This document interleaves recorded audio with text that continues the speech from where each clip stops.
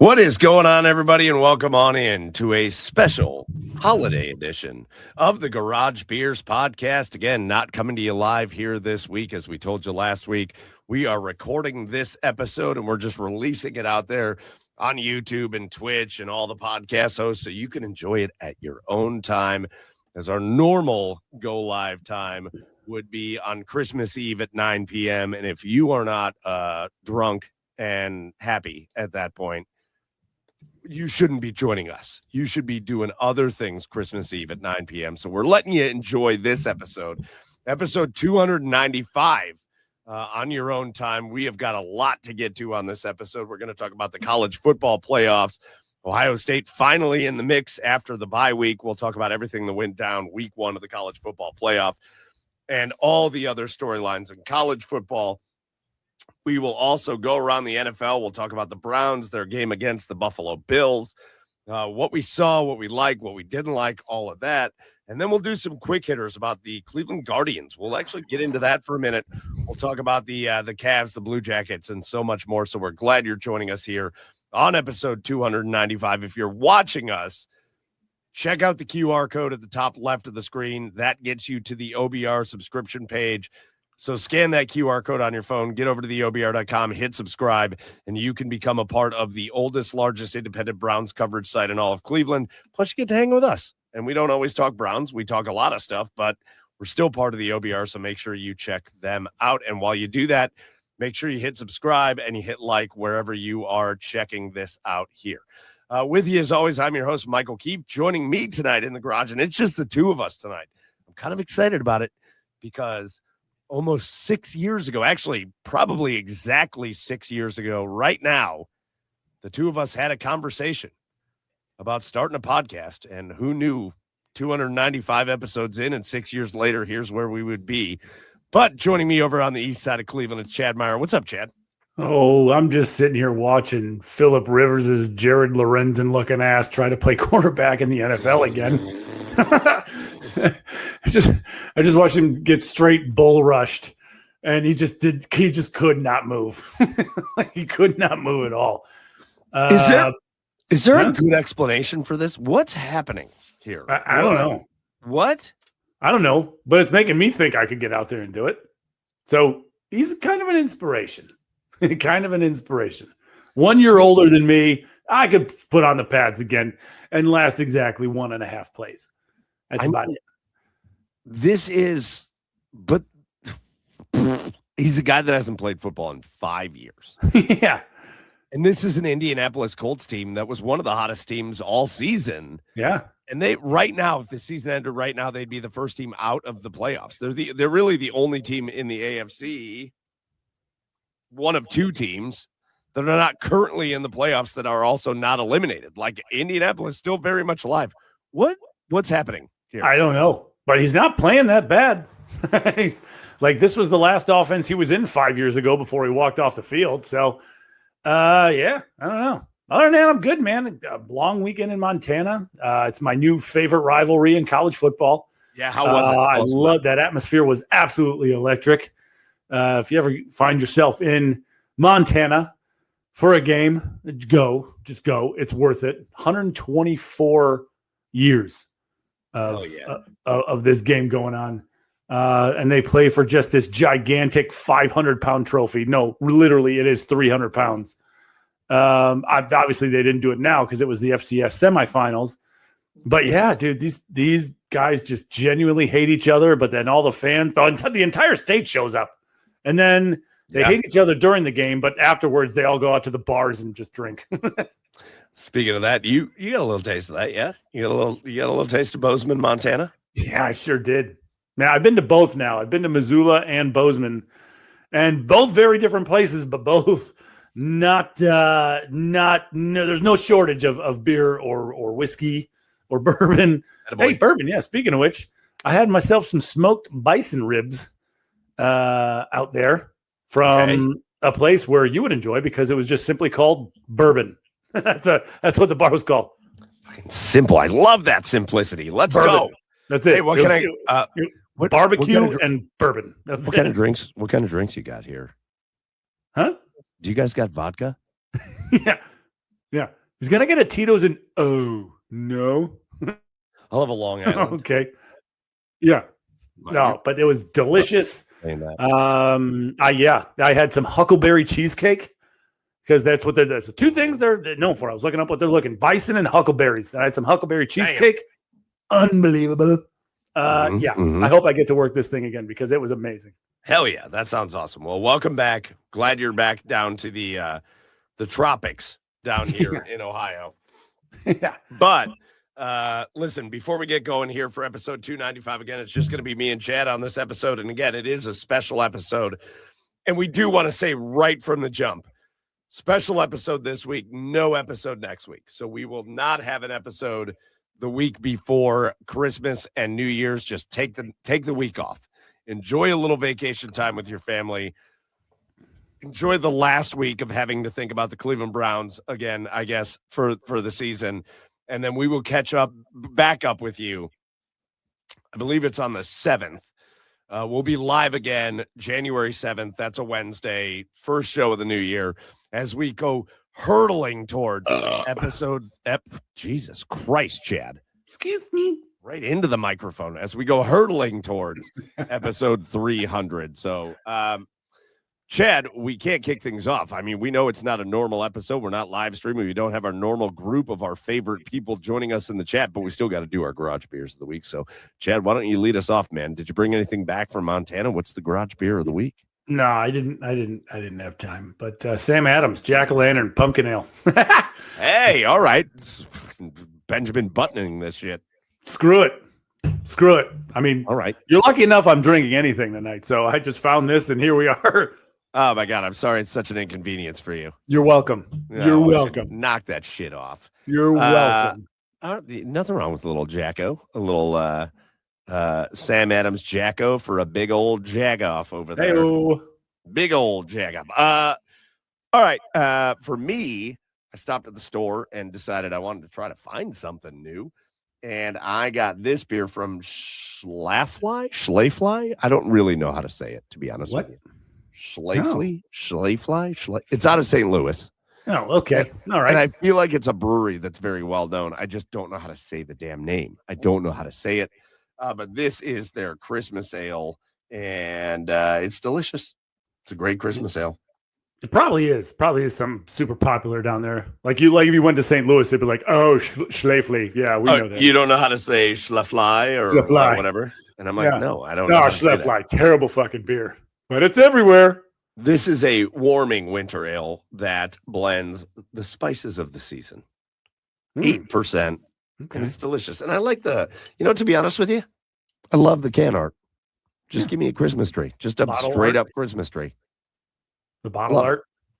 I love it. Oh, Yeah. bottle. Yeah, sorry, it's a bottle. What is Are your this? cockles warmed? I've warmed a cockle here. Nice. Hell yeah. All right. Cockles and mussels. Hey, Alibo. Oh, those are our garage beers of the week. Let us know what your garage beers of the week are here this Christmas week.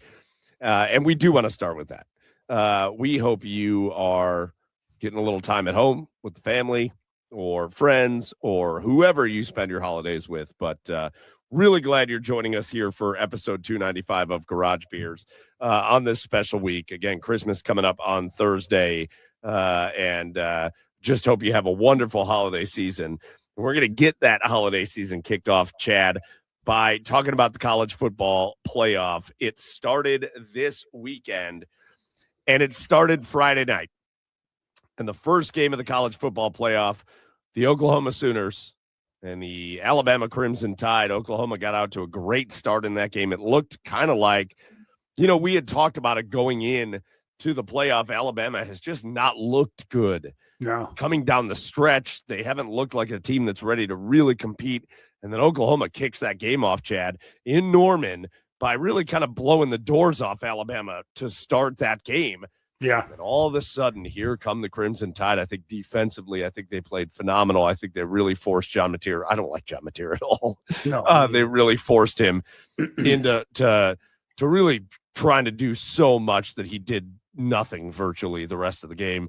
Their offense came alive, and the Alabama Crimson Tide wound up winning that, not comfortably. I wouldn't say they won it comfortably, but it was a decisive victory for Alabama over Oklahoma.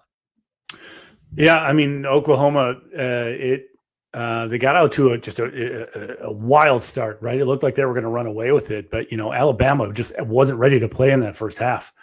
But they made some nice adjustments at halftime and completely shut down that offense, right? I mean, if John Mateer is a two-trick pony, right? If he's not running, he's firing. I mean, firing wide receiver screens or hitch routes or something short, right? He's not a good vertical pass. He's not good in the vertical passing game. He's an RPO type quarterback. Like I said, he's a one-trick pony. And if you force him into situations that he's not comfortable in, which Alabama did that entire second half, you're going to come back on that team. And that's exactly what Alabama did. Ty Simpson was able to kind of settle in right after the adjustments they made, because Oklahoma, that first half, Oklahoma was just relentlessly pressuring Ty Simpson. Yes.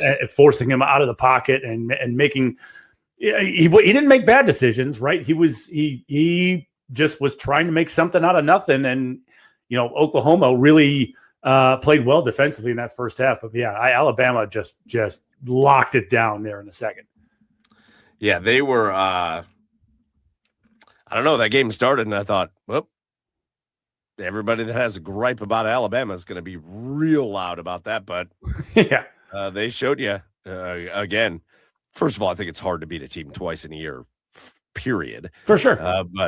But they came out and they did what they had to do. Oklahoma, it's a sad day for Sooners fans because, man, oh, man, that first half hour of watching that game, you thought, all right, Oklahoma's cruising to the second round of this playoff. And Alabama just put their foot down and said no. And I guess this is the only question I have about Alabama, Chad. Nick Saban goes, they bring in DeBoer. You have these weird conversations. Like this Michigan thing is so funny to me because they're like, we'll just get DeBoer from Alabama. And I'm like, I don't know if you realize, Michigan, what position you've put yourself in here, but I don't think you're going to get Kalen DeBoer to leave Alabama. What are you talking about? Yeah. But I mean, if it was under normal circumstances, maybe, but they're just going to be like, oh, yeah, we'll just go grab DeBoer, who's in the middle of an 8-year contract at Alabama. Yeah, at Alabama. And he's if you were an Alabama fan, are you starting to get comfortable with him as your coach? Because it's been a hectic start for him. Obviously, you come off of Nick Saban, and there is no guy that's going to come in there and fill those shoes. Those are unfillable shoes. That's why they took forever to fill them. It's been a bit of a hectic start for DeBoer. Are you starting to get a little more comfortable with him if you're an Alabama fan? I don't know. because I think Alabama fans still at the point where they're spoiled, right? Because at 3 losses, is too much. You're right. It's too much if you're an Alabama fan, right? When you're Alabama, you know, not to quote some douchebag, but you don't play for 9-3, right? You don't play for 9-3. You play for 11-1, 12-0. That's the standard at Alabama that Nick Saban has set, unfortunately. So I don't know if you're comfortable yet with Kalen DeBoer. I think if I'm an Alabama fan, I would like to see. I would like it not to get so dicey during the regular season. I would like to see a little bit more dominance during the regular season. But I will say, being in the playoff and coming back against a very good Oklahoma team after the start that they got out on, I'm starting to get encouraged. I don't know if I'm getting comfortable, but I'm starting to be encouraged. So Alabama punches their ticket. We'll talk about their game in the Rose Bowl against Indiana. What a game that is going to be. I can't wait for that game. The second game, I have been trying to avoid talking about it the whole time, but we've got to. The second game, the first game was competitive and fun. The second game, which was noon on Saturday, was competitive, not all that fun, though. Just not one of the most fun games you'll ever watch of football, as Texas A&M hosts Miami. And, man, I was nervous about it going in. All I wanted was to be able to one time watch Texas A&M take on Ohio State, and instead, all I can say, so Miami wins the game 10-3. That's the final score of that fucking football game. They win the game 10-3. All I can say from my point of view, and you tell me if this makes sense to you after having at least paid attention to the game a little bit, Chad. I know you were busy Saturday, but paying attention to it a little bit.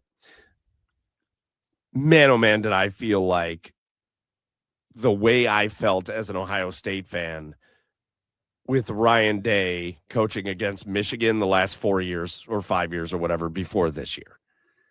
I felt like nothing A&M did was to put themselves in a position to win. And I was screaming, like I wasn't really screaming at my TV, but I wanted to be screaming at my TV, just stop doing what you're doing, because everything that you've done to get you to this point, you're just not doing it anymore. You're no longer doing it.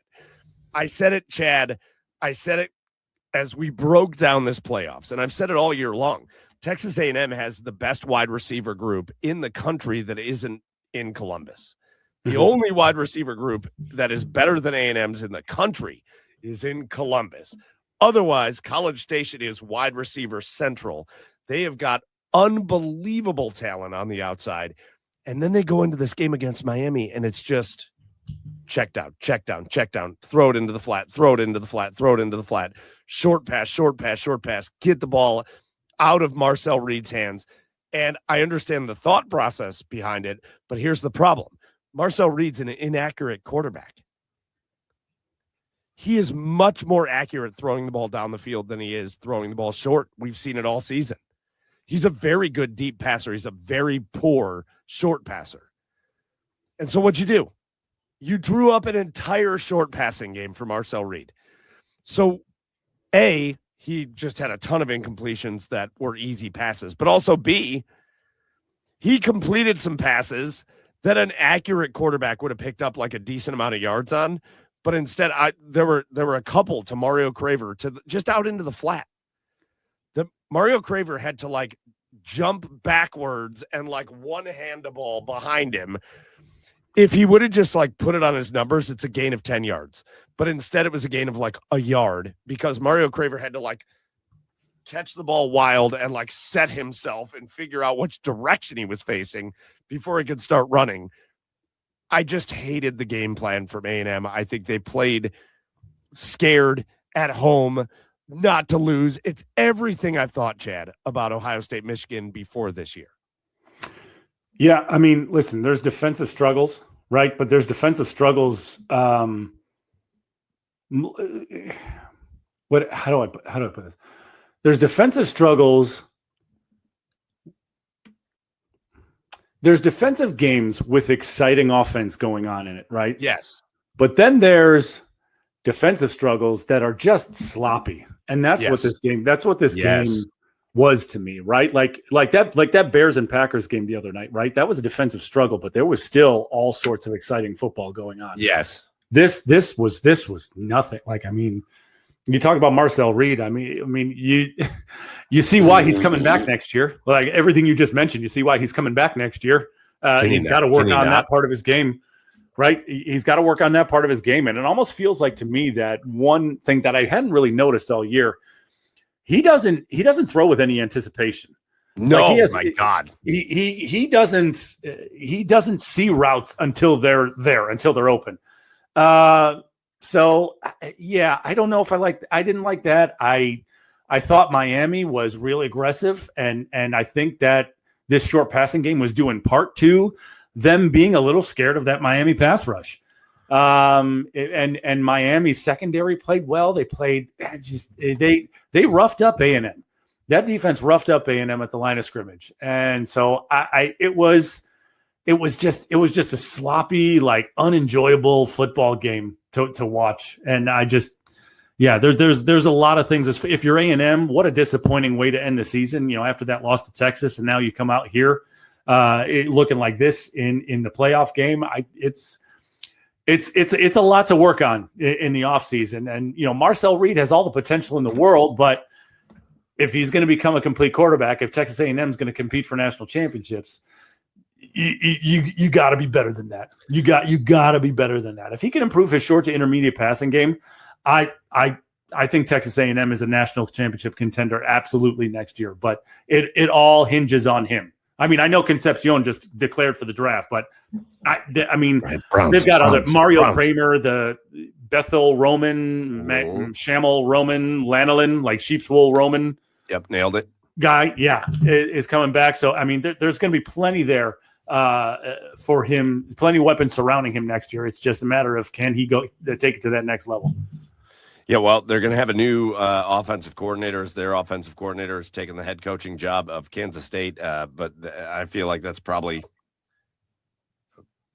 not the worst thing in the world after what we saw. On the other side, though, listen, you got to give credit to Miami. One, you saw why Ruben Bain is slated to be a top 5 pick in the NFL draft. He was awesome in that game, but not just him. Really, Miami controlled the line of scrimmage. And here's the other thing. This was a frustrating thing as an A&M fan. It's Carson Beck, man. Like big games, normally you get him into big games and you can force him into mistakes. A&M just could not force him into mistakes. He just wouldn't. He didn't really need to do much. Yeah. Miami controlled the line so much. They ran the ball all over A&M, and he didn't have to do much.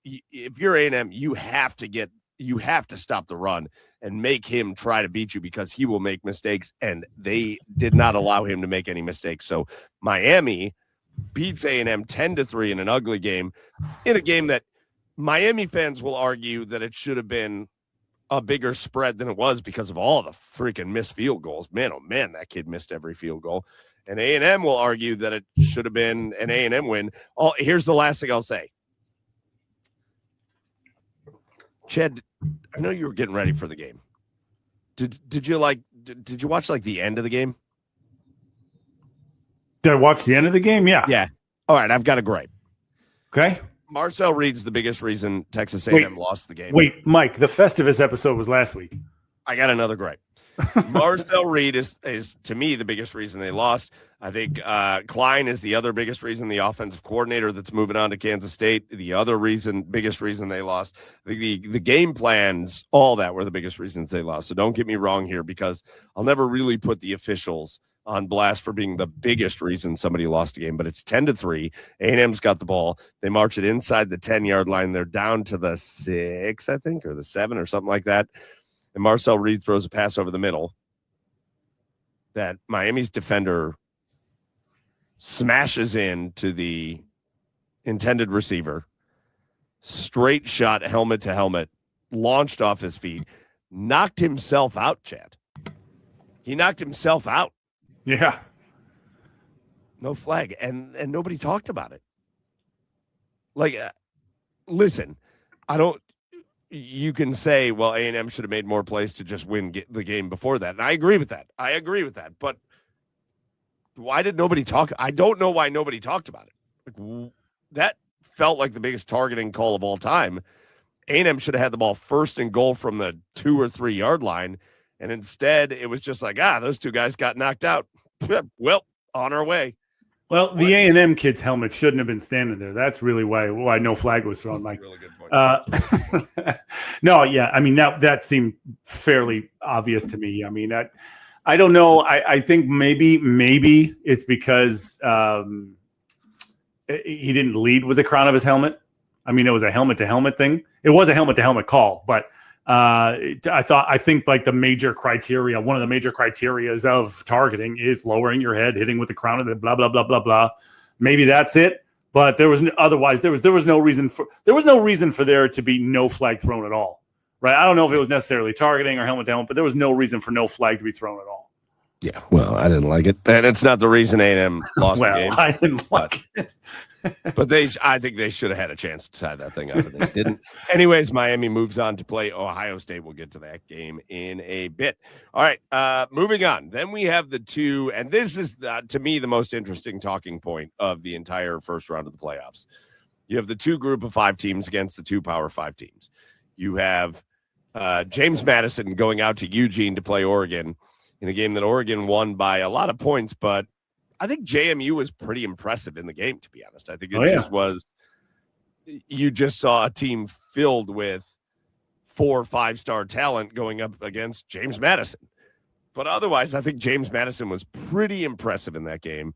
And then you've got down in the Grove, you've got Ole Miss taking on Tulane again. I didn't think there was a lot impressive about Tulane. I think Ole Miss just diced them up, ran away with that game. That just wasn't even all that fun.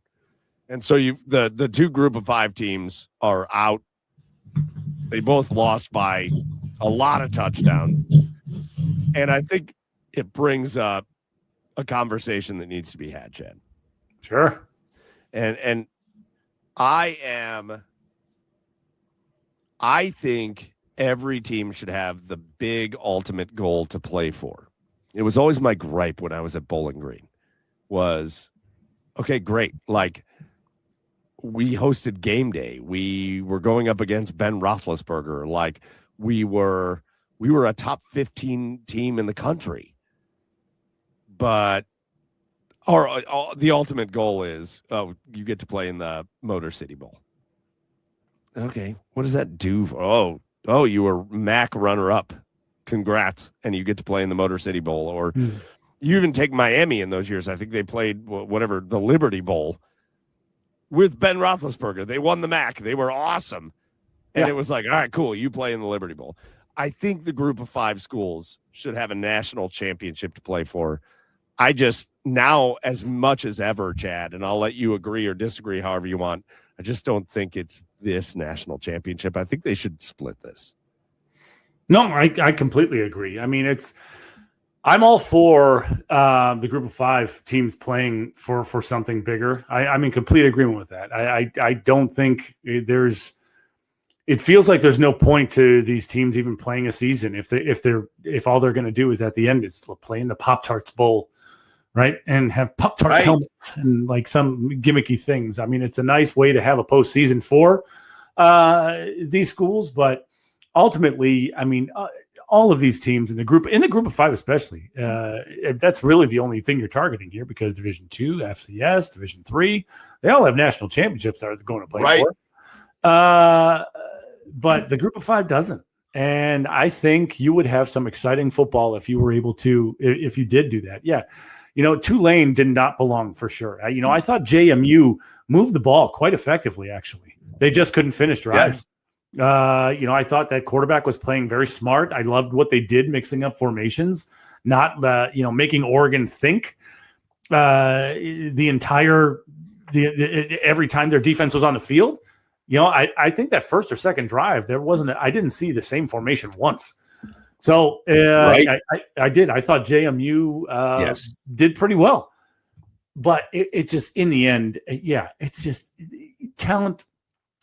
When it comes to Power 4 and group of 5 teams, talent is going to outweigh the work every time. Talent is going to outweigh the hard work every time, and it just showed, right? Like, but I would be all for a separate group of 5 national championship. Mike, I mean, would you? I would watch the shit out of a JMU Tulane group of 5 national championship, 1,000%. I mean, when you think of all the other teams that they were looking at too, like who was like the 4 teams? It was like Tulane, North JMU, huh? Yeah, North Texas. Yeah, like that would have been exciting as hell. A group of 5 tournament like that.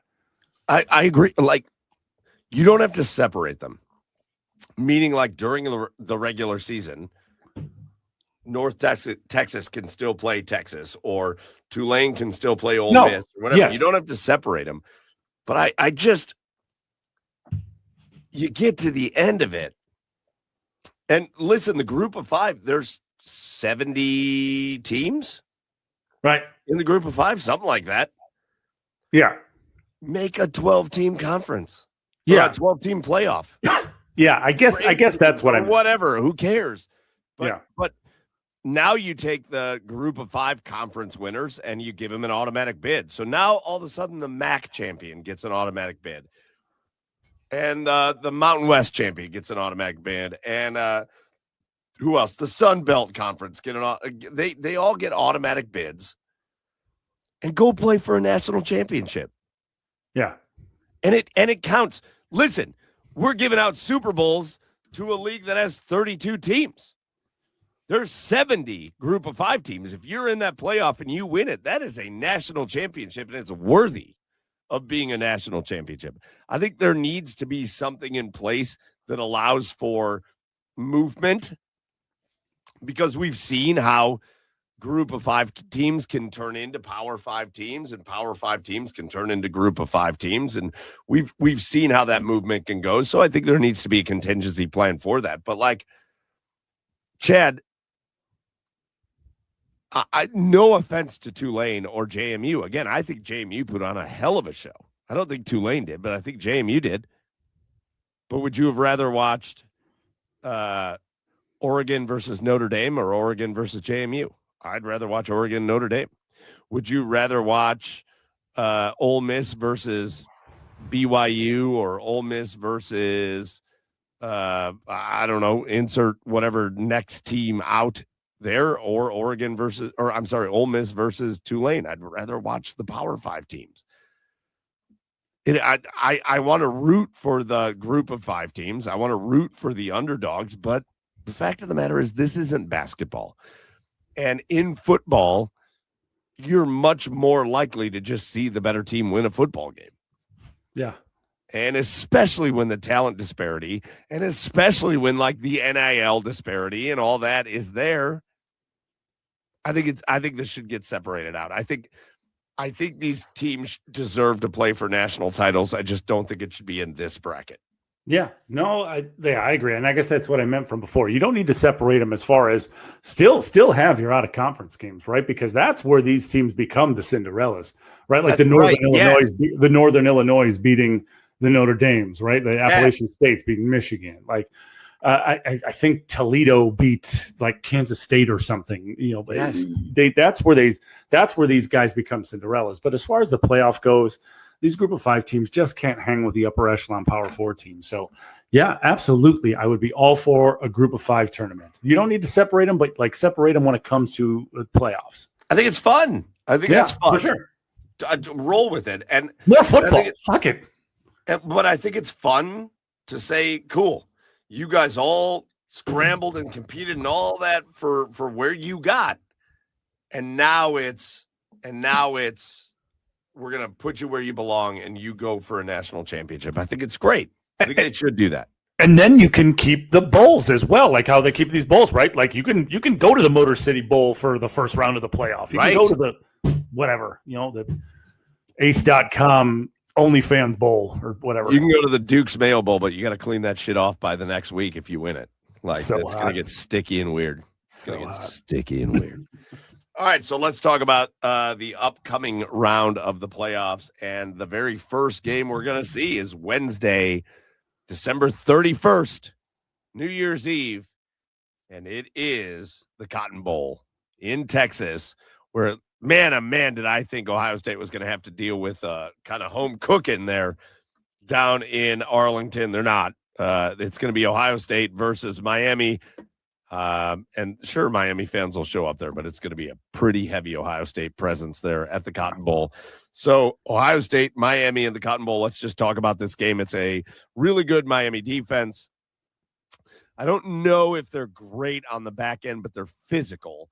They are certainly good up front. That pass rush is very good. Their run defense is good. Again, the wide receivers, I think, are going to have to get around for Ohio State, are going to have to get around a physical presence in the defensive backfield. I just don't think they're great at coverage. But you've got that against then you've got the Ohio State defense, which is number one in the country at pretty much a lot of things, versus this Miami offense that things couldn't have gone much better for them against A&M, and they scored 10 points. Like, I don't know. Ohio State's got to feel pretty good going into this game. You just can't. The only thing that scares me, Chad, about Miami is that that defensive line, that front seven can create havoc. And I'm afraid Miami could force like some turnover points, and that would be a real problem for Ohio State. Otherwise, Ohio State is just the better team everywhere. Yeah, they are. I mean, I think that's the one concern, right, is the rest. It is the rest coming off the bye week. How good of a start can Ohio State get out to, right? Because if you let Miami hang around, kind of like you did Indiana, if you let them hang around, yes, Miami can beat you. And so I think it's important that Ohio State come out same intensity that they did last year. Obviously, they're going to, but that is my biggest fear of this game is Miami getting a big kick return, right? If they locale or whatever his name is, gets a big return and Miami gets points off of there. Like you said, turnovers. If Miami can muck this game up and make it like a 13-10 game, I think it's going to spell trouble for Ohio State. But if Ohio State can just just return to the just getting their rhythm, getting their offensive rhythm right away, and then defensively, Miami doesn't scare me whatsoever. Not at all with this Ohio State defense. So, so if they can manage to do that, get into a rhythm early, get out to a fast start, Ohio State should win this game comfortably.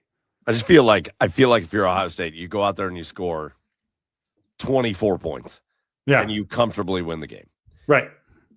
But you got to go out there and play your offensive game. That it's the only. And again, maybe this is just the PTSD from the Michigan years, and obviously they got past it. But then I've got PTSD from that Indiana game, and it was like, why didn't you do this and that differently?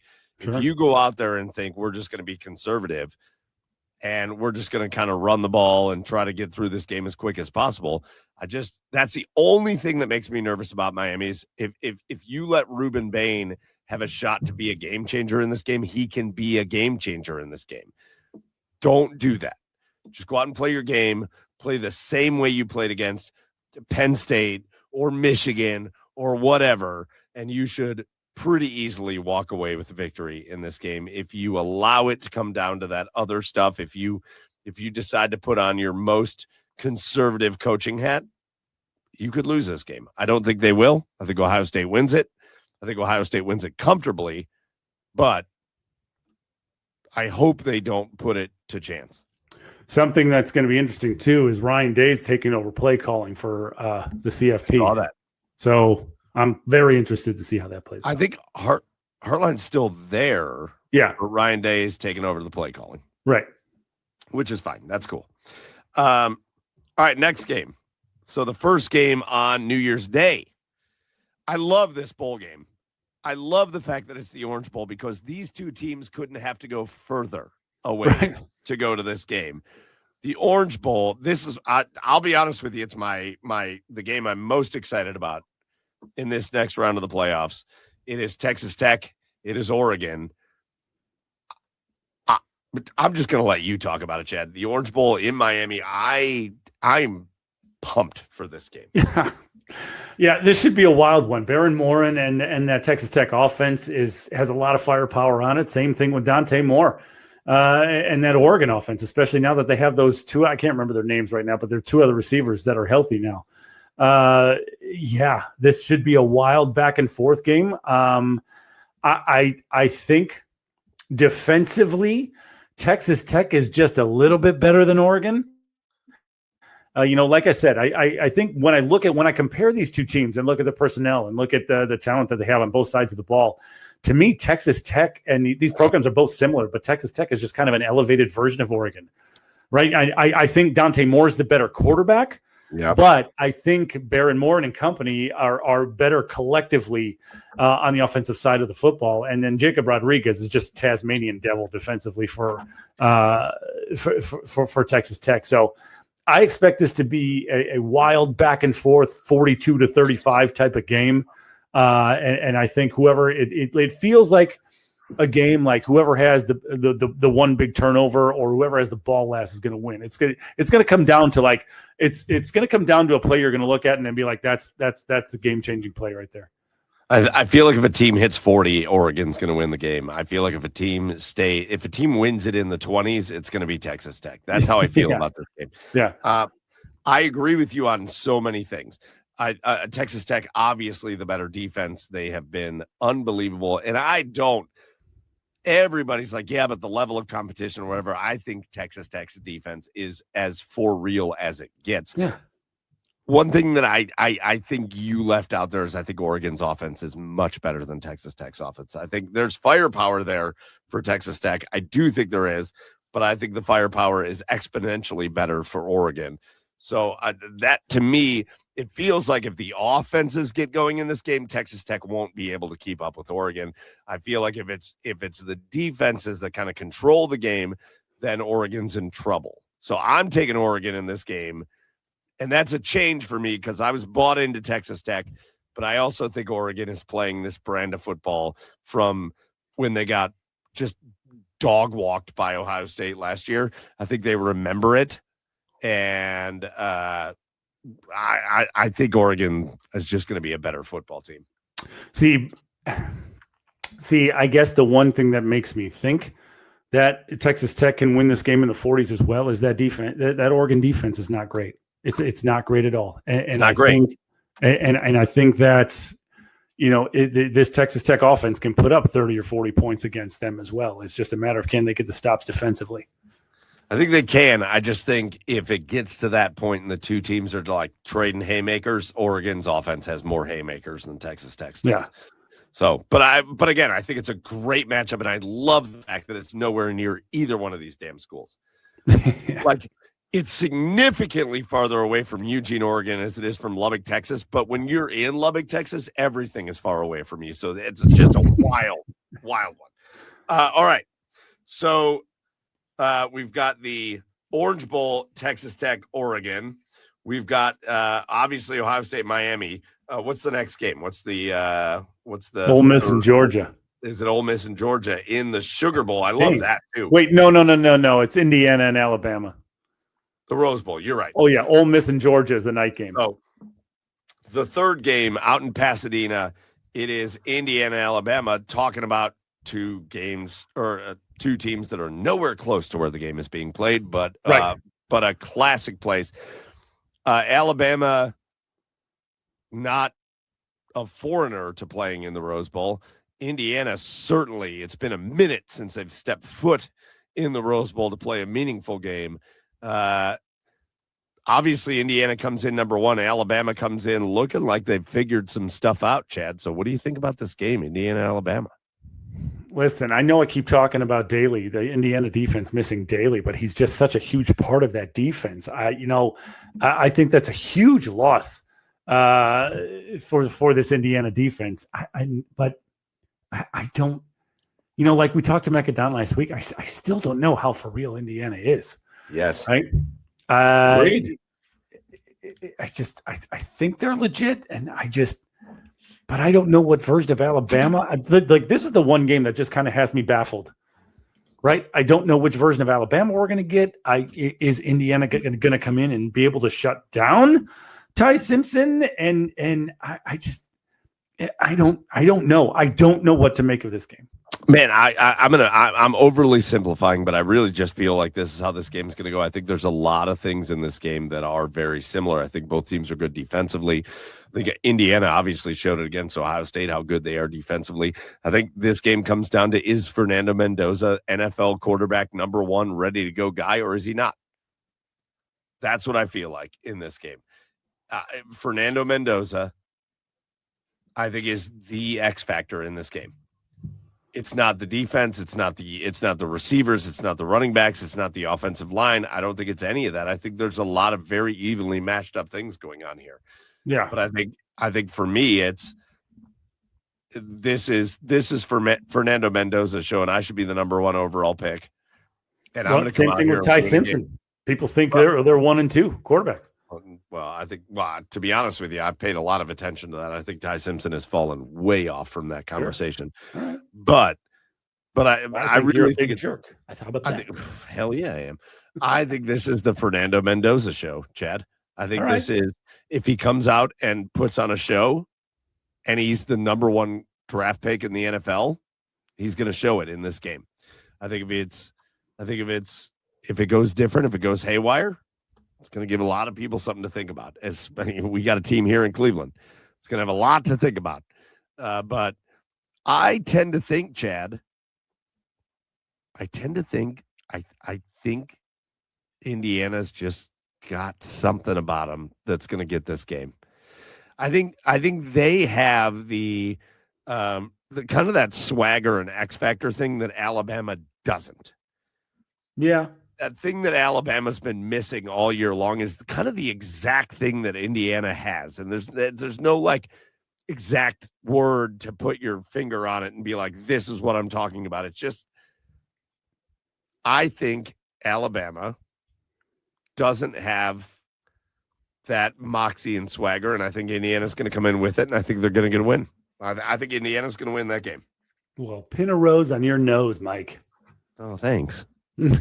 Right. No, yeah, sure. I could totally see that. I don't know. This game just feels like a game that it's a coin flip to me. It could go either way. Yeah. Agreed. I agree. I tend to think Mendoza will be the X factor in that game. Sure. Going back out to California, playing at the Rose Bowl, a place he's comfortable playing. I just tend to think he's going to be the X factor. So then that takes us. Last game is the Sugar Bowl, and I love the location of this game. I mean, New Orleans for Georgia versus Ole Miss. You can't ask for a better location than that. And listen, lots of shit was talked about Lane Kiffin leaving Ole Miss.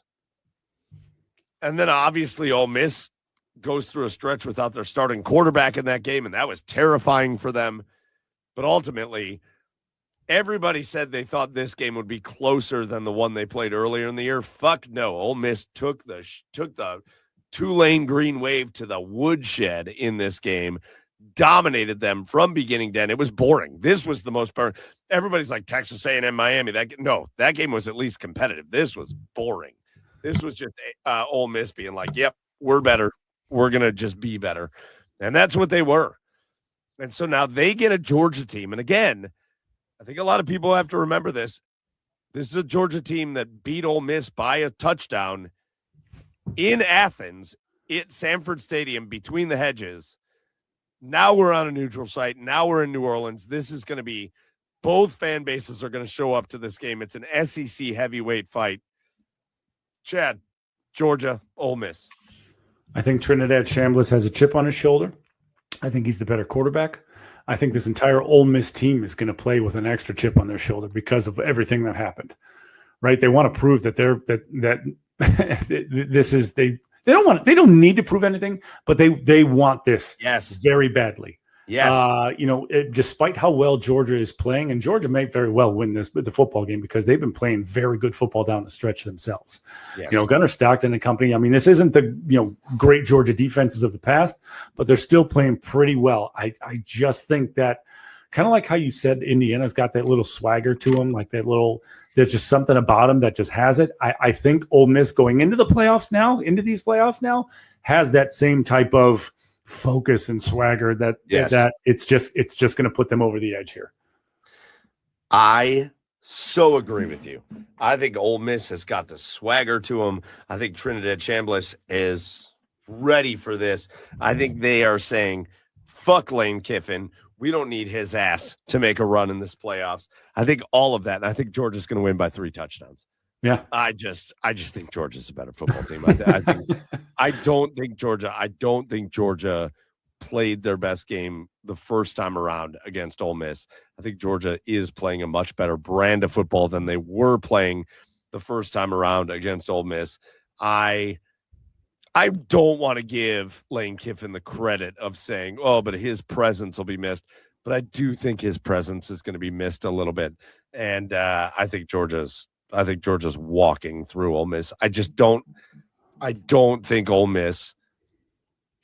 I think Georgia's defense is going to I think they're going to control things up front. I think Chambliss is going to be in a blender all game long. And I think Georgia's moving on. All right. So your Final Four, Chad. You picked Alabama, right? I didn't really pick one. I know you didn't. Who do you got in that game, you asshole? Indiana.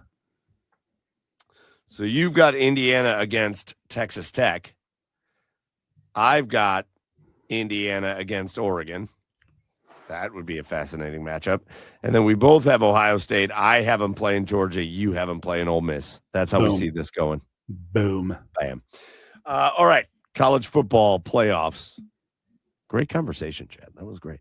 Yeah. Let's do our asshole of the week, and then we'll move on to other things. So what do you got here, Chad? What do you got for an asshole of the week? I don't have one. What? I don't have one. Oh my God. I thought I have 2 because I thought for sure you were going to steal one of mine. Oh, nice. Okay. All right. Well, I'll just handle the asshole of the week. So I'll do the goddamn heavy lifting here, Chad. You're still drunk and happy from your time in Bozeman. Goddamn right I am. You're goddamn right I am. There was nothing assholish about anything this past weekend. I love it for you. Yeah. All right. My first asshole of the week is the most perennial asshole of the week. The most assholed asshole of the week of all time here on the Garage Beers podcast. And God damn it, if he didn't try to just overstep everything he's ever done this week. But my asshole of the week was slated to be he got announced the night before on ESPN to be the guest picker on College Game Day, live from College Station, Texas, where he won a goddamn Heisman Trophy with 76,000 pounds of cocaine shoved up his nose. My asshole of the week is Johnny Manziel, who just fucking no-showed him. Yeah.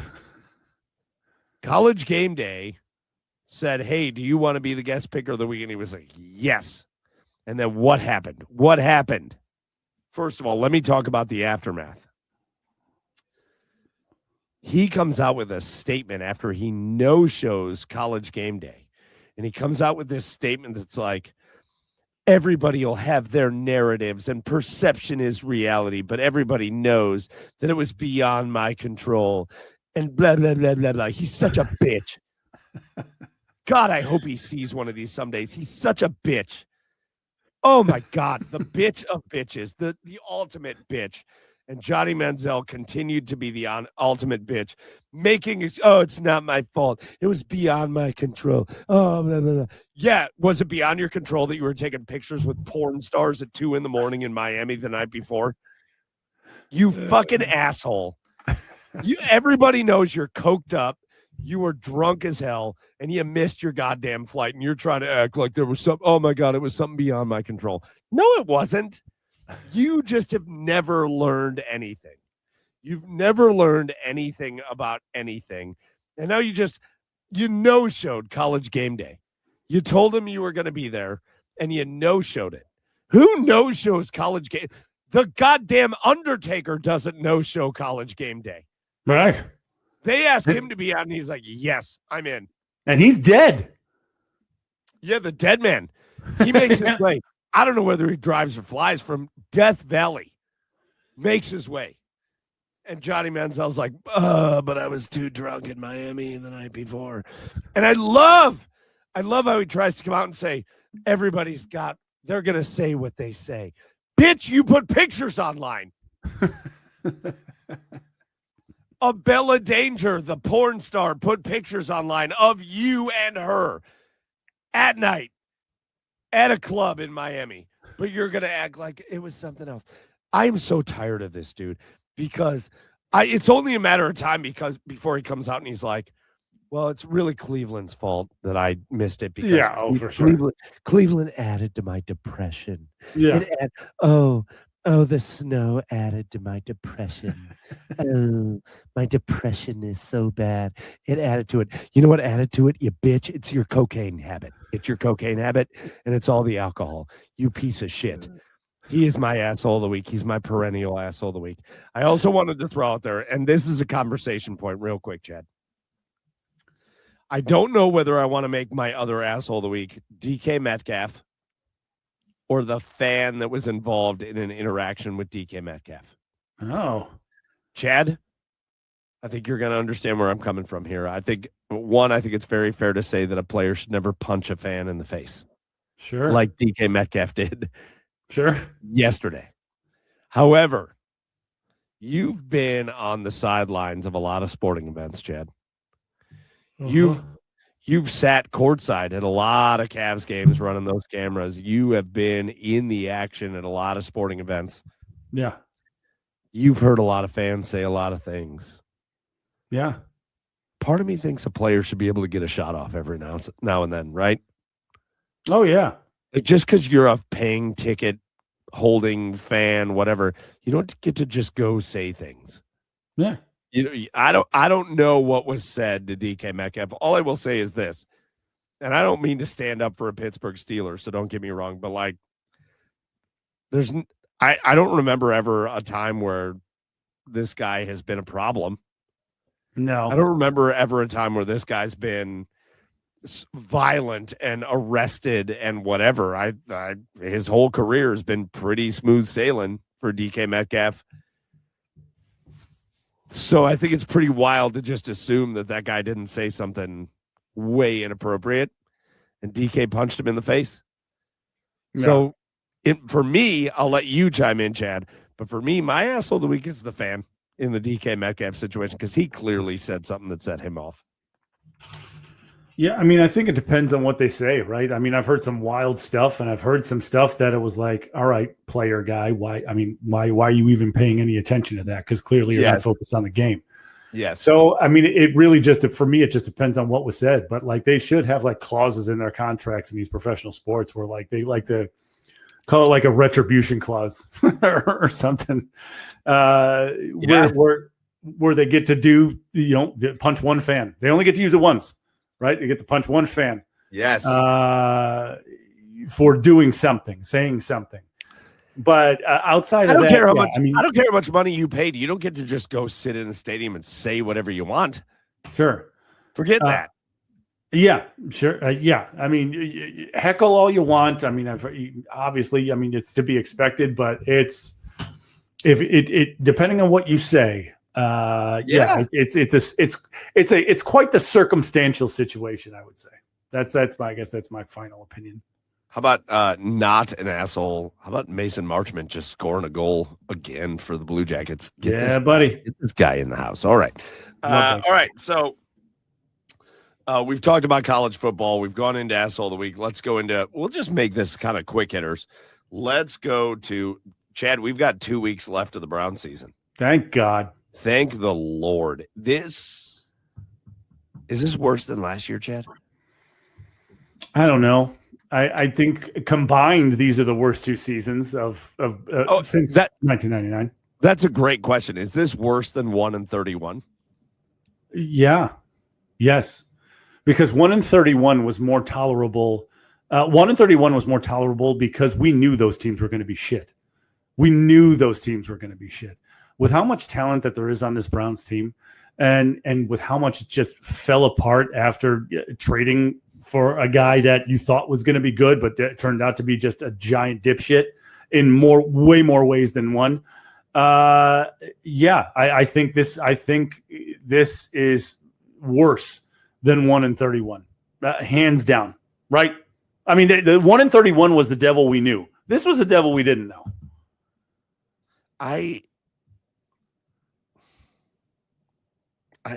I'm lost, dude, with this team. I'm lost with them. I don't have answers.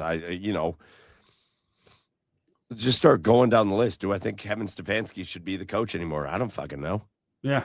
I don't know. Part of me says hell no. Part of me says, yeah, maybe. Should Andrew Berry be the GM? More of me says yes than no, but you could sell me in either one.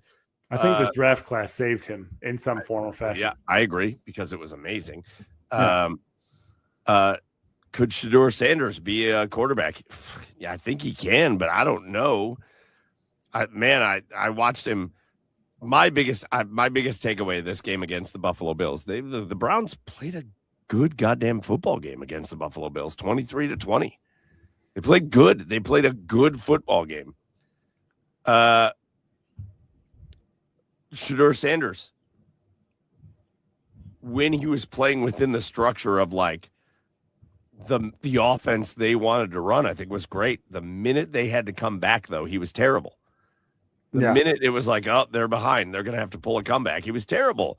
So do I think they can skip out? Not right now. Right now, Chad, the Cleveland Browns, if the draft happened today, the Cleveland Browns would have the third pick. Yeah. Can you skip on a quarterback? I don't think you can. I don't think you can. And I've been I have been firmly entrenched in let's run it back with Shedeur Sanders. Let's let him have a full offseason, and let's get wide receivers and linemen and just build this shit up, and let's let him run with it. He hasn't given me that, though. He's not been bad. Don't get me wrong. He's not been bad. He's been the best of the quarterbacks we've seen for the Browns this year. But when he is left to his devices, it's a disaster. Yeah. When he is locked into the tunnel, just you go this way, and when he's being told what to do, it's been good. But the minute it's all right, you're going to have to create. It's oh, cool, 14-yard sack. Right. Son of a bitch. Yeah. You cannot go into another season. You can't. If Dante Moore or Fernando Mendoza is there at 3, assuming you still have 3, you might have 2 at that point. Right. Because you're going to lose the next 2 games. I think you got to take a quarterback. I think you have to. You have to, right? There's certain plays that stick out in my mind that make me think Shedeur, let's see what this kid can do with a actual full off season as the starter and weapons around him. But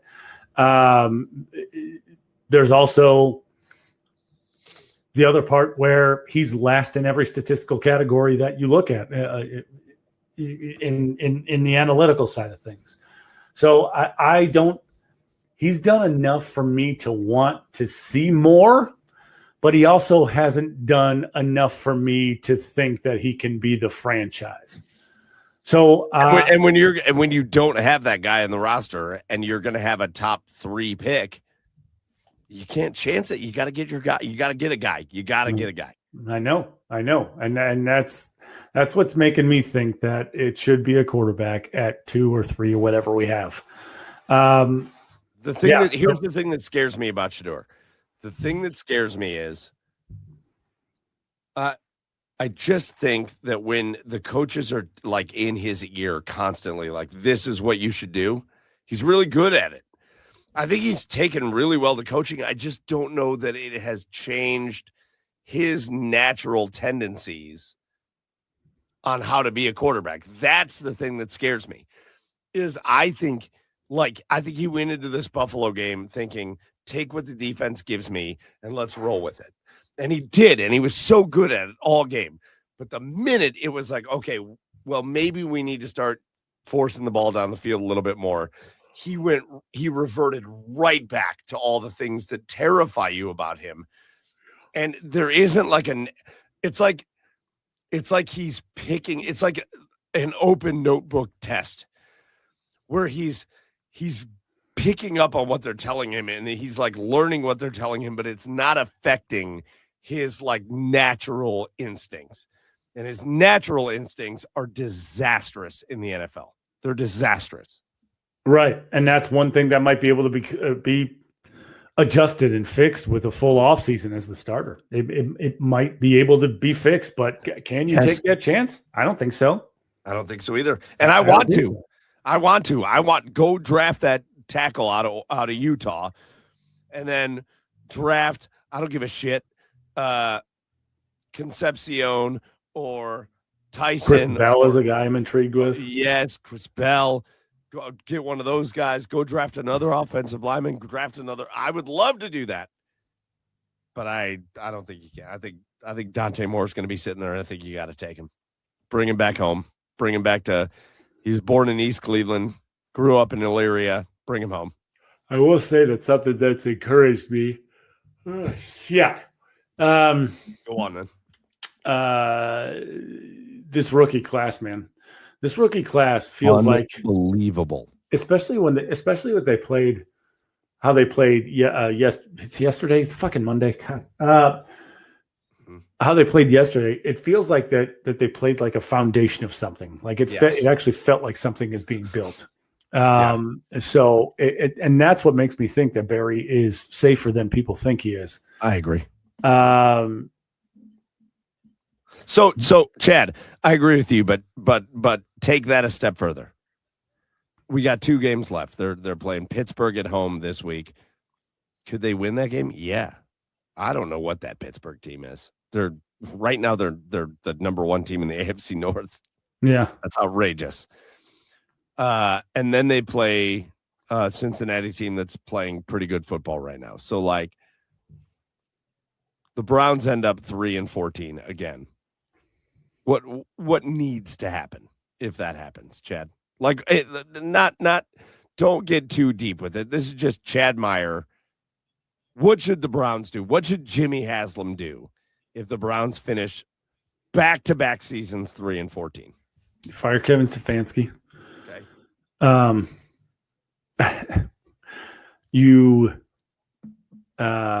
I don't know. I don't know. I think that's the first step. I agree. I agree, and I agree, but I'm going to take it a step further. It's fire Kevin Stefanski and everybody else. Oh well, yeah, and the entire coaching staff. For sure. It includes Jim Schwartz. I know people get so worked up on that, but nope. Yeah, you don't get to stay.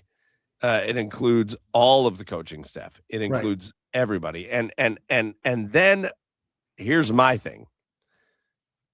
Remember that when they made their last turnover, they hired Stefanski first. And Stefanski was a part of hiring Andrew Berry. Yeah. Well, let's see what Andrew Berry has finding a guy. Sure. Because the last time they were hiring a coach, well, not the last time, but they had Paul DePodesta in. He's gone. And we all know Kevin Stefanski was a big Paul DePodesta guy. He's also a big me guy. I love Kevin Stefanski, but he's got to go if you're going to be 3-14. You can't just be bad a couple of years in a row like that. Right. But the time before that, they had Mr. Football guy, John Dorsey himself, that said, no, we don't want Campbell. We want Freddie Kitchens. Right. Well, that didn't work out. Right. Andrew Berry hasn't had a chance to try to build a staff. So I would give him a chance to build a staff. It pains me. I would love Kevin Stefanski to be the coach here for 20 years. But you can't just suck and act like it's not a big deal. Right. And unfortunately his teams suck and they're acting like it's not a big deal. I think the coach, I'm with you, Chad. I think regardless, if they win one more game, I don't really care. The coaching staff has to go. Yeah. You got to bring something else in here. Don't get me started on the conversation between a football guy versus an analytics guy or whatever. That's so stupid.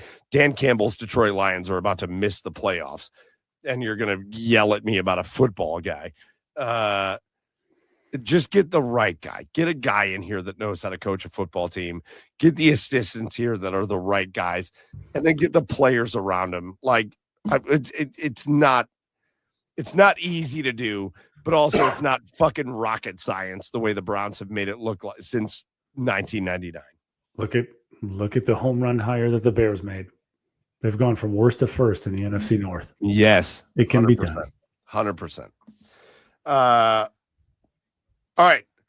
Just real quick around the NFL. It's a weird year in the playoffs, Chad. Sure is. Kansas City eliminated. Yeah. See ya. Goodbye. Patrick Mahomes obviously out for the year. That doesn't help their cause. Nah. The Lions are about to be eliminated. If the Lions were to make the playoffs, they'd have to win their last two games, and they need everybody else to lose. Right. Yeah. That is not going to happen. The Lions are not going to make the playoffs. That is wild.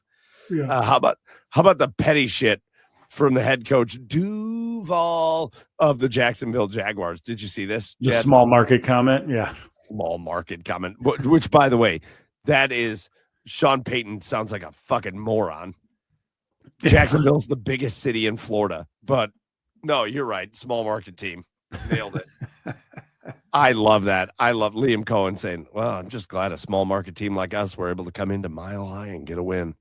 Yeah, he's a fucking nerd, but that was like that was awesome. That was great. Yeah. That was great. Just kind of right now the playoff picture, because it's kind of clearing up, Chad. Yeah.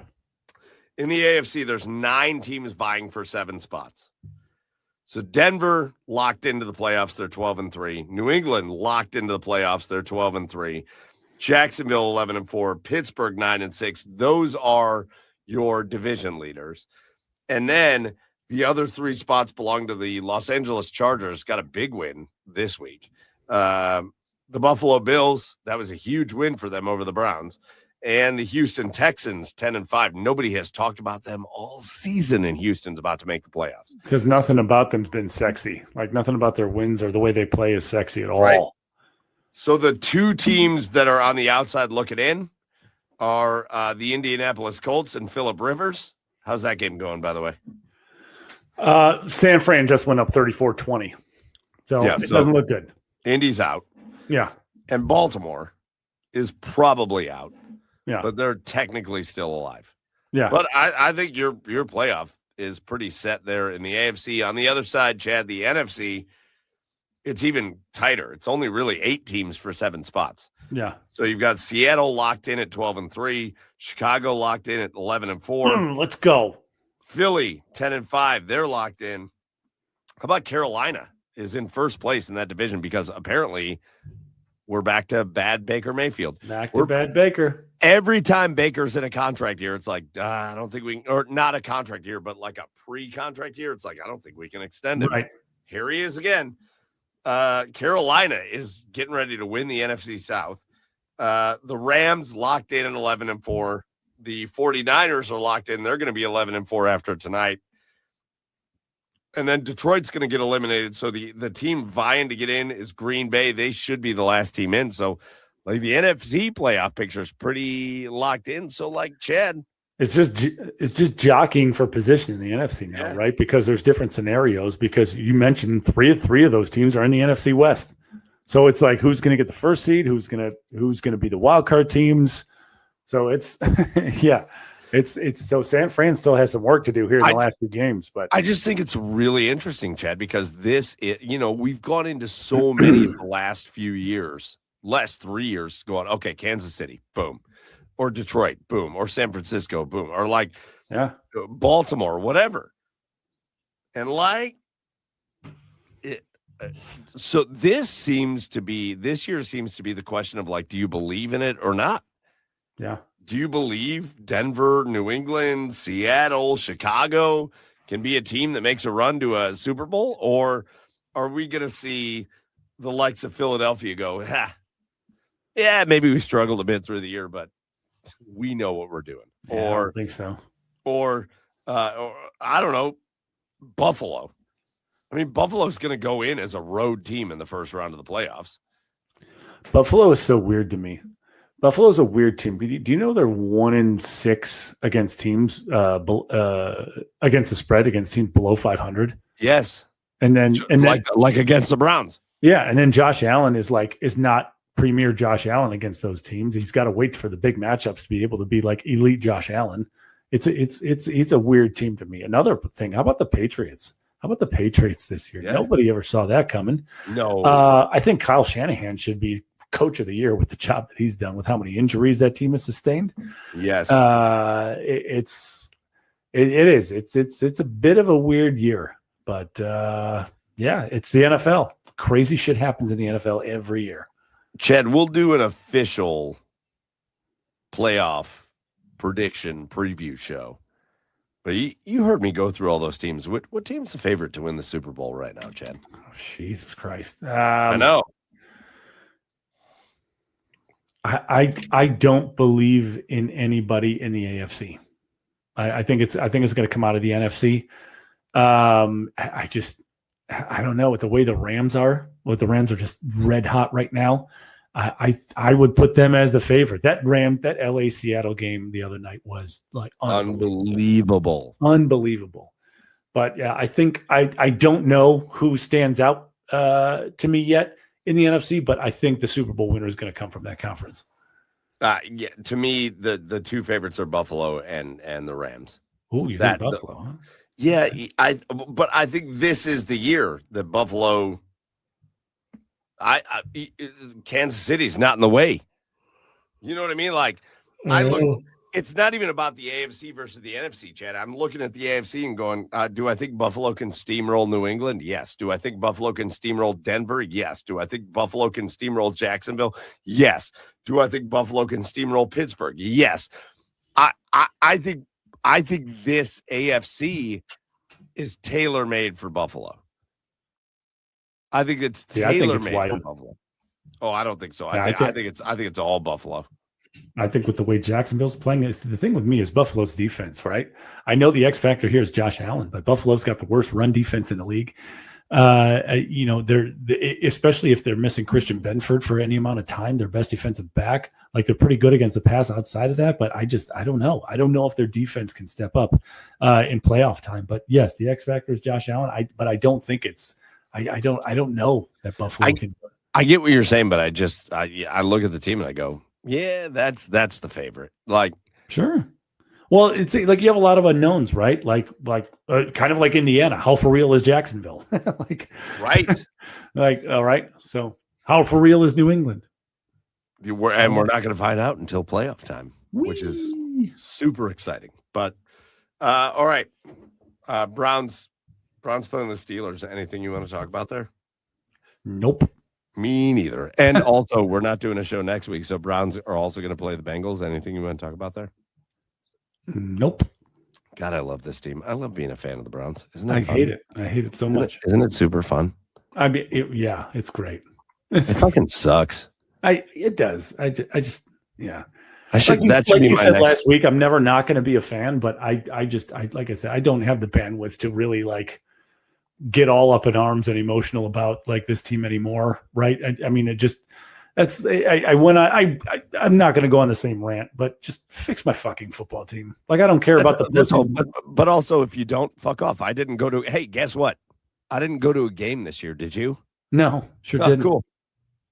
Yeah. I've been to Cavs games. I've already been to several Cavs games. Right. I went to a bunch of Guardians games.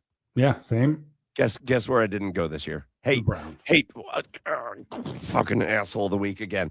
Hey, J.W. Johnson, and by way of Jimmy Haslam, guess what game I didn't go to this year? The fucking Cleveland Browns. Guess where I'm going to go? When the WNBA has a team in Cleveland, guess where I'm going to go? WNBA games. When the women's professional soccer league has a team in Cleveland, guess where I'm going to go? I'm going to take my kids and we're going to go watch those games. We're going to support that team. Guess where I don't go? Browns games. The Browns games. It's not worth it. Not worth it. It's just the thought of going to a game is atrocious. Yeah, this team, and I'm speaking as far as from a city standpoint. This team does not deserve another red cent of anybody's money until they figure their shit out. At all. 25, like, you got to make a stand at some point, and 25 years has been enough. Man, I am as hard on the Cleveland Guardians organization as anybody. I'm going to go to those games because at least there's a level of understanding that I have for the way they operate, and I don't like it, but I get it, and I respect what they have to do, even though it's bullshit. The Browns? Hey, J.W. Johnson, you remember when you tweeted out after they beat the Packers? You were like taunting people. You stupid fuck. Oh, where the haters at? Where the haters at now, bro? Where's the haters at, bro? You deserve to be hated, bitch tits. Hey, bro, where the haters at? Oh, want to hear what the haters gonna say now? Oh, cool. That was the last fucking win. Shut the fuck up. Right. God. Oh, my God. I don't want a postseason press conference. I just don't. Just fix my fucking football team. That's all I want. Luckily, I'll have the Bears in the playoffs. Luckily, I've got the Bears. Fire everybody. Fire them all. Yeah. All right, Chad. Let's get out of here. Columbus, the Blue Jackets, in Mason LA right Marchment. now. We haven't talked about the Mason Marchment trade on the show, but that's. Quick synopsis. That was a stunner. Quick synopsis. Great trade. I mean, this is a guy that Don's been after for quite a while, ever since the Carolina days. I mean, he's a legacy, right? Brian Marchment is one of the biggest enforcers of all time in the NHL. Yep. And he's not short on size. He's physical. He's got a motor like no other. He's got a nose for the net, right? He finds the net at some point, right? He's got a good head on his shoulders as far as being in the right place at the right time when it comes to scoring goals. The things that worry me about him, and that I don't know if he's a natural fit in Columbus, is he turns the puck over a lot. He sure does. And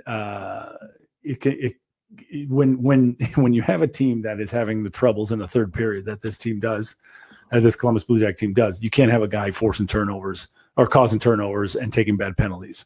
So if he can correct that, and if he likes it, I would love him. His positive attributes outweigh his negatives, but those negatives are pretty big. But if he likes it here, I would gladly sign him to an extension here in Columbus. You're welcome. We'll sit down. Mason, have my people call your people, or your. Let's have a conversation about your extension. It'd be great. Mm-hmm. The only other things I had marked down, Chad, were full on in at Major League Baseball offseason, and maybe this should also be asshole of the week. The Guardians keep putting out there that they're in the market for this slugger, this right-handed outfield slugger. No, they're not. No, they're not. Can we just talk real quick? They're not in the market. So they're going to land some dude. They're going to land some guy that hit 247 in fucking Colorado last year with 18 homers. And they're going to be like, this is the guy we wanted. Yeah, that's Nolan Jones. I'm a little stunned the way this offseason has gone, Chad. Not stunned in I'm not super surprised. They've pulled in a bunch of relief pitchers. So great for them, I guess. But I just thought going into this offseason, especially with the fact that you're not going to have Clase, and you're not going to have Ortiz. There's money that gets freed up there. I guess I went into this offseason thinking, all right, they're not going to sign anybody to a $300 million contract, but right. There's going to be a decent player out there, and then just nothing. Just nothing. They have not addressed the offense at all. There's no offensive addressing.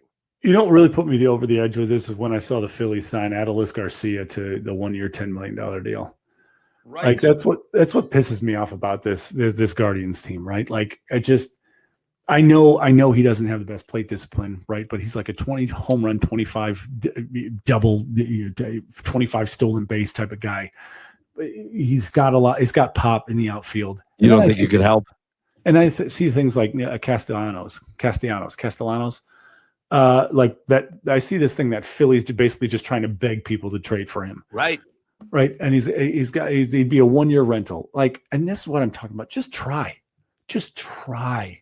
That's all I'm saying. Like, no one's asking you to do anything crazy. Adolis Garcia, however you say his fucking name, 1 year, $10 million deal.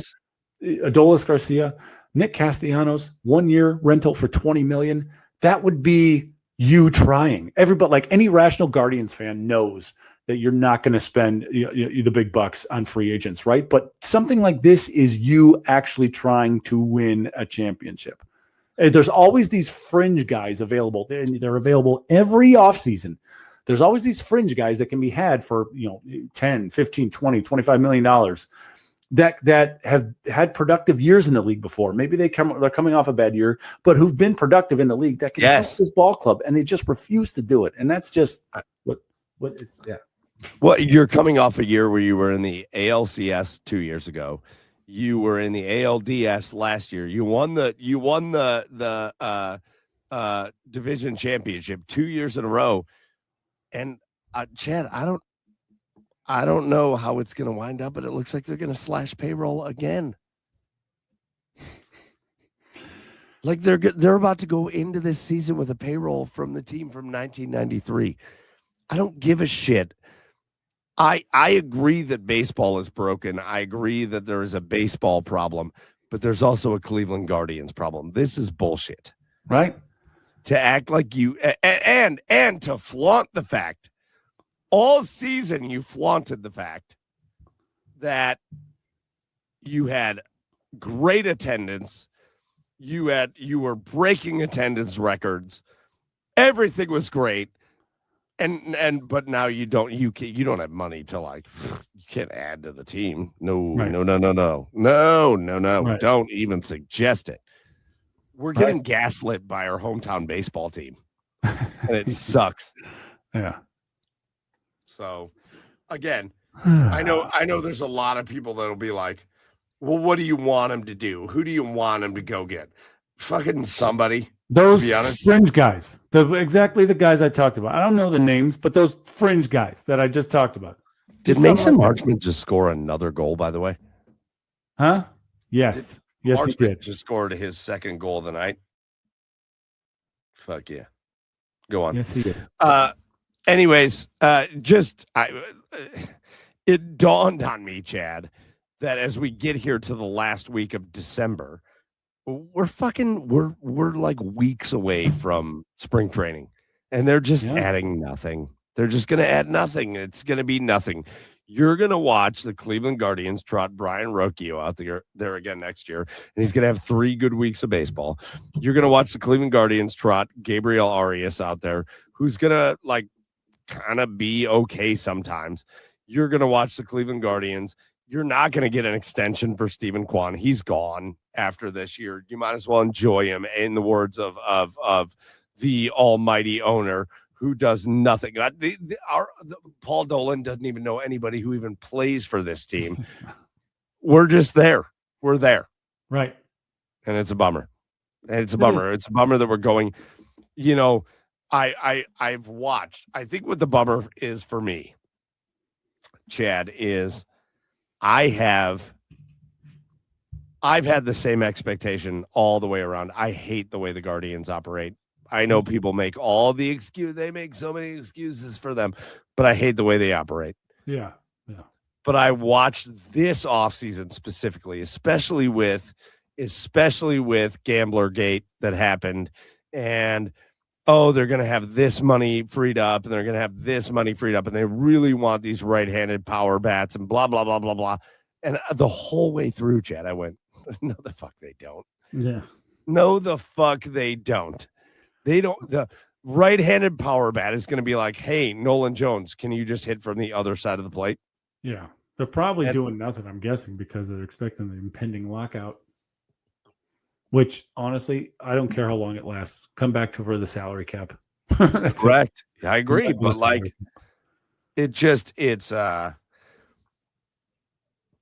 I'm tired of the people that just are going to blindly, furiously stand up for this team when there are reasons they shouldn't. Yeah, for sure. And I know they've been good, but they've done, the Guardians have revamped during the biggest part of free agency this offseason. The Guardians have revamped their middle relievers. So that's what they've done. And that is it. All right, Chad, let's get out of here. Let's do our cheers of the week. You didn't have an asshole of the week. You better have a cheers of the week. Somebody that's been cool this week, please. I've got 2 cheers of the week. And I'm leaning into my Bears fandom here. The first cheer is going to go to DJ Moore.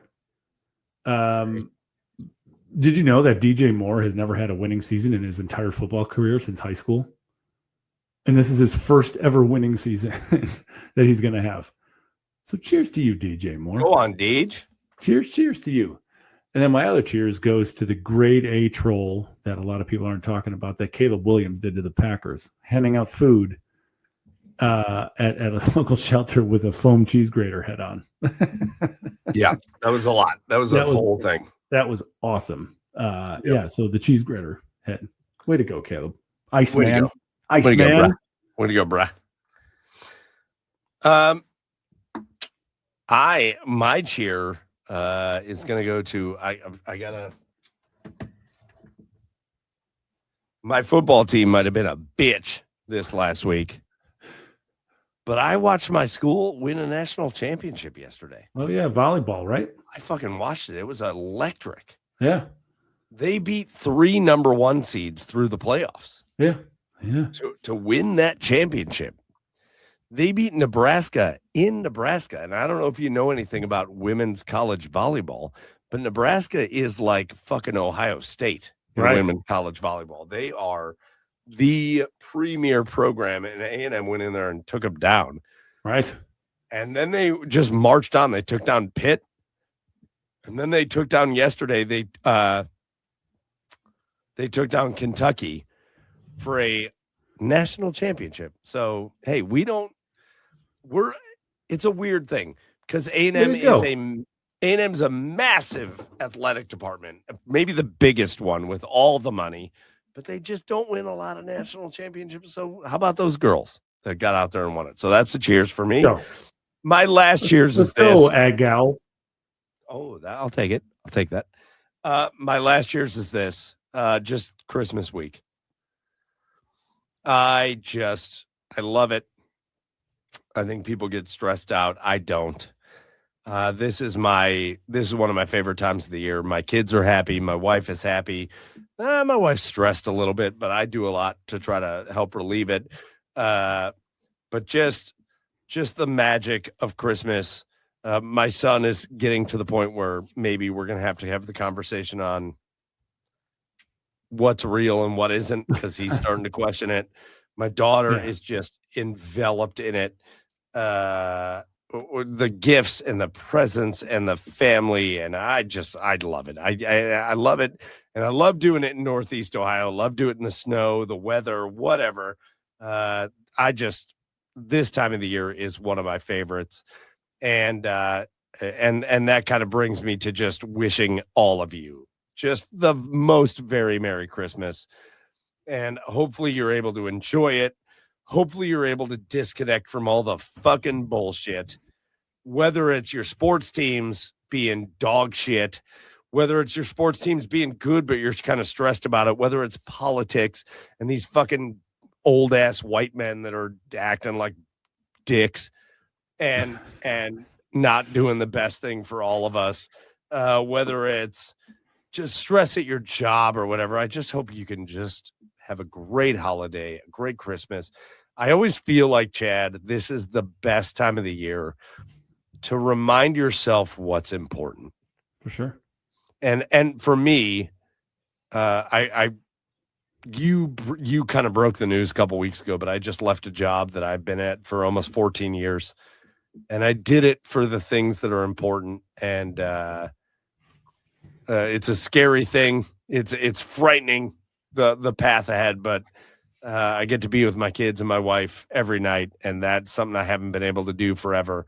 And I hope you all are. I hope everybody is able to just kind of experience like this is why I do this moment, this holiday.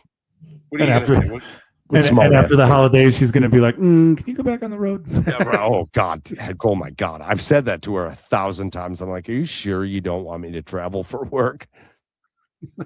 You want me to be here? Yeah. She likes me, Chad. I don't know. That's weird. Yeah, fucking weird. She's got judgment issues. It's fine. Yeah. But it is what it is. Anyways, that's going to do it. Look at Chad's ready for bed. I'm ready for bed. That's going to do it for episode 295 of the Garage Beers podcast. Let's just do our thank yous, and then we will get out of here. First thank you goes out to the OBR again. We were not live tonight, but the OBR hosted us on the podcast service and on YouTube, Twitch, all that. So big shout out to the OBR. Get over to the OBR.com, hit subscribe so that you can join the oldest, largest independent Browns coverage site in all of Cleveland. Next thank you goes out to all of you. Everybody that is watching this. Again, no, we're not live. Sad that we're not catching all the comments, but we love that you tune in every single week. We do this for you all the time. And then just very personally, big time thank you goes out to Chad, goes out to Joey. This has been just my favorite project I've ever worked on in my whole life. And we're going on 6 years of it. And yeah, it's my favorite. So love you guys. And I hope you have a Merry Christmas. And Chad, I hope Santa brings you everything you want. What's your number one gift from Santa? What is it? Ooh, man. What do you want? What do you want? What's the big gift? Just for everybody to leave me alone for a day.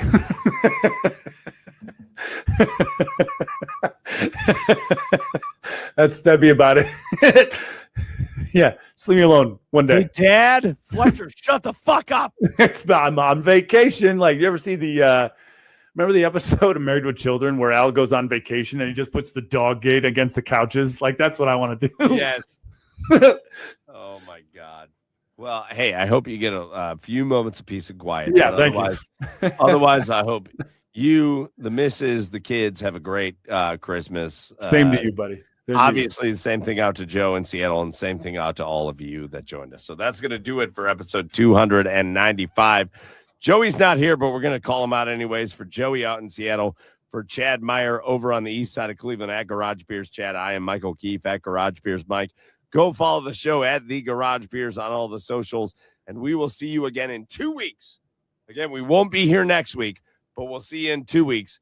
Until then, as always, cheers, everybody.